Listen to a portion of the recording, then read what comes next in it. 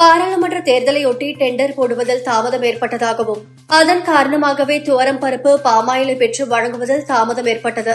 மே மாதம் ரேஷன் கடைகளில் துவரம் பருப்பு பாமாயில் பெறாதவர்கள் மற்றும் இந்த மாதம் பெற வேண்டியதையும் சேர்த்து பெற்றுக் கொள்ளலாம். மே மாதத்திற்கான பொருட்களை ஜூன் இறுதி வரை பெற்றுக் கொள்ளலாம் என தமிழக அரசு தெரிவித்துள்ளது.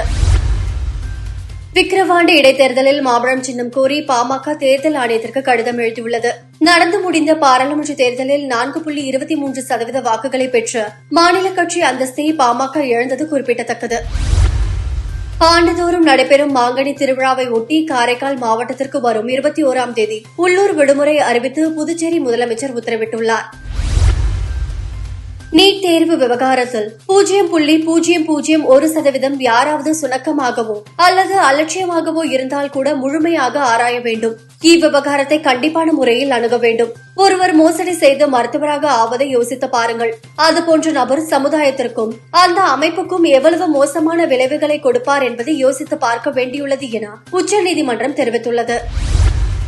துணை சபாநாயகர் பதவியை எதிர்க்கட்சி கூட்டணியான இந்திய கூட்டணிக்கு தர வேண்டும் என்று எதிர்க்கட்சிகள் சார்பில் கோரிக்கை விடுக்கப்பட்டுள்ளது.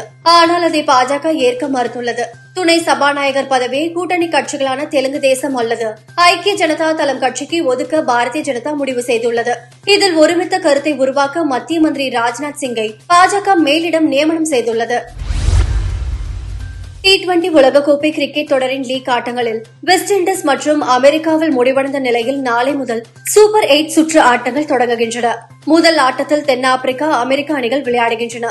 இந்தியா 22ஆம் தேதி வங்காளதேசத்தை எதிர்கொள்கிறது.